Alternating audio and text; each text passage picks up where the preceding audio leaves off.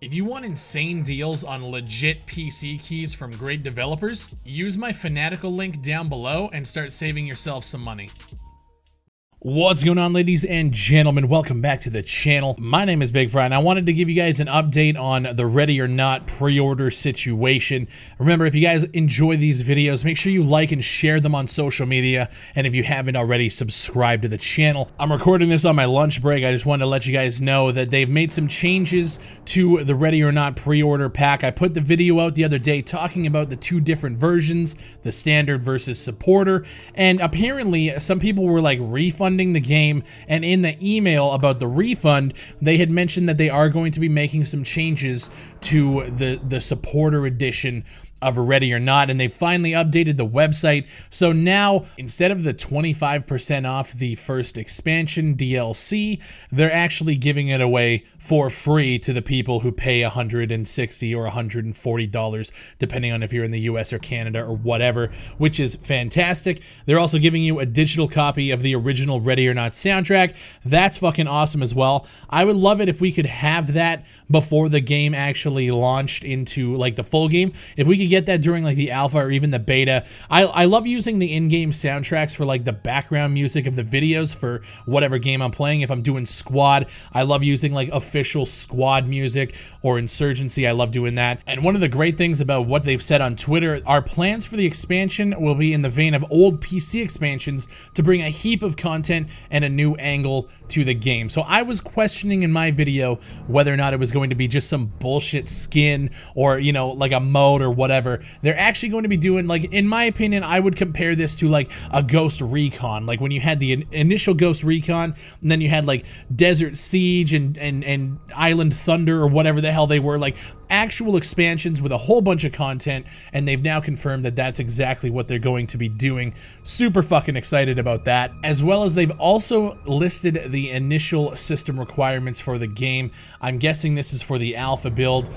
So the minimum requirements: 64-bit Windows, obviously, Intel Core i5-4430 or an AMD FX 6300, 8 GB of RAM, GeForce GTX 960, or an AMD Radeon R7 370. That's the minimum specs. You guys can see them on screen here as well.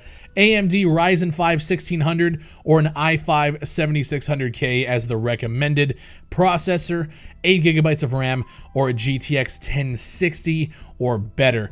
I think 1060 is a good recommended card. I think a long time ago, Steam put out something where a vast majority of its users were registered using GTX 1060s, so that's dope. Perfect fucking like middle ground. You don't need the 1080 Ti, but you know, you can get away using like a 960, just an older gen card.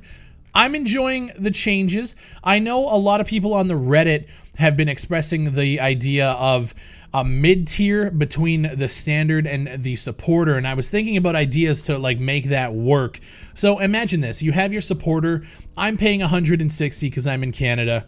Imagine if they dropped a mid-tier for around $80 to $90, where you might not get access to the very first alpha wave. That's for people who drop the 160. But if you look at the time span between alpha access, which is happening in August of 2019, and beta, which is happening June 2020, maybe sometime around November or December. So like the first 6 months is just the supporters, the very first waves coming in, and then if you paid like $80 or $90, you might get access to like the second wave alpha, where you can now play from like December to fucking, you know, whenever. I think that might be a nice middle ground for the people, you know, who haven't picked it up yet, who don't want to drop that much money on it, but still want to be a part of the testing.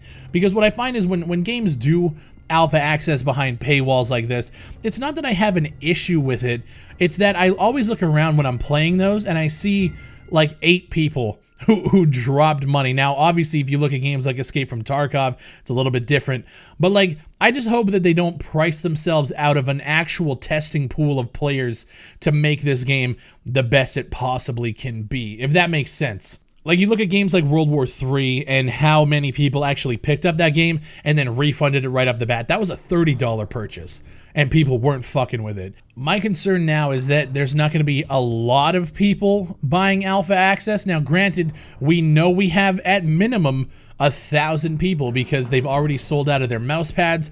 For the first 1,000 pre-orders of the supporter pack, you will receive an official Ready or Not mouse pad. So we know that there's at least 1,000 people entering in this pool. I just hope that that's reflected in the actual testing pool come August 2019.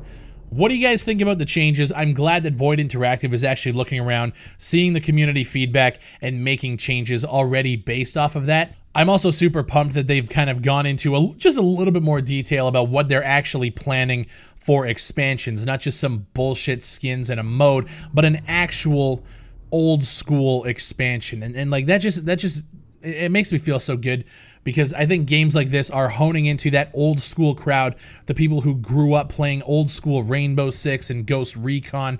So that idea of an actual expansion pack like the good old days, that makes me, as an old school player like that, super fucking pumped.